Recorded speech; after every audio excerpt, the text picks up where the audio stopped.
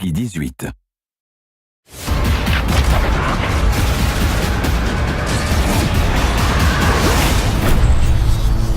We are so excited for fans to get their hands on the first DLC of the season. We've been listening to your feedback, and we have so much more to come. We've got 4 intense maps and a brand new zombie experience.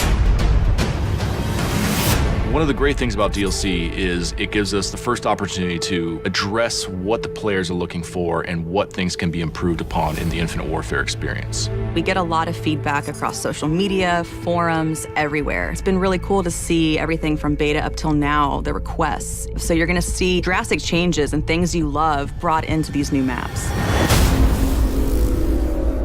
Noir is a dark, grimy, moody Brooklyn from the distant future.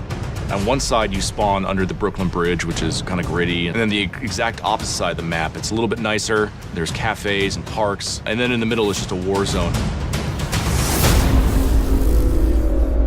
Neon is a virtual training simulator for urban warfare. It's a Z-shaped map with a long sight line down the middle, a high B point up on a ledge, and a close quarters area in a nightclub in the 3rd lane.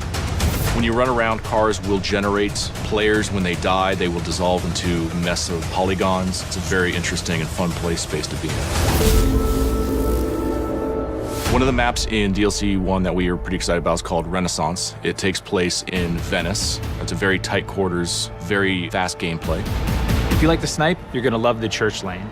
If you like to run and gun with your shotgun or your SMG, you're gonna love skating through the interiors and engaging players. And if you're a mobile mid-ranger, you're gonna love taking your assault rifle onto the streets.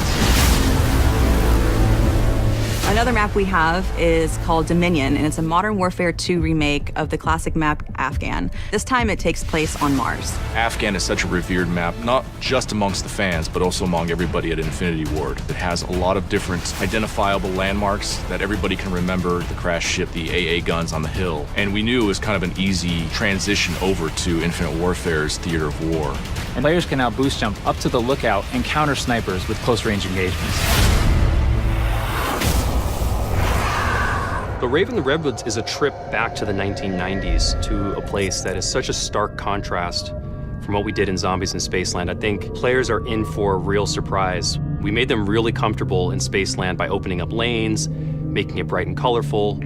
This is really a horror film brought to life in a video game form. It's going to blow people's minds. After getting sucked out of Zombies in Spaceland, our 4 characters appear in a cabin. They wake up kind of groggy. They kind of realize that they're maybe in the 90s now. As you explore outside of the cabin, you find out that you're actually in an abandoned camp that's been kind of taken over by a few hundred raver kids that are throwing an all-night rave party in the middle of the woods. The level has this dark, foreboding, kind of spooky vibe, and then the world comes alive. There's new weaponry, there's new Fate and Fortune cards coming, new traps within the map. Our cast of characters are getting a whole new wardrobe change. We're gonna introduce a new character named the Slasher. There's so much more to tell. We can't wait for people to get a chance to experience what it's like to be in Raven the Redwoods. People are in for a real treat. All of the devs here at Infinity Ward cannot wait for our fans to get their hands on the new content. The weapons, the quests, there's so much going into it. Fans are gonna be super excited. Call of Duty Infinite Warfare DLC 1 pack will be available January 31st, first on PS4.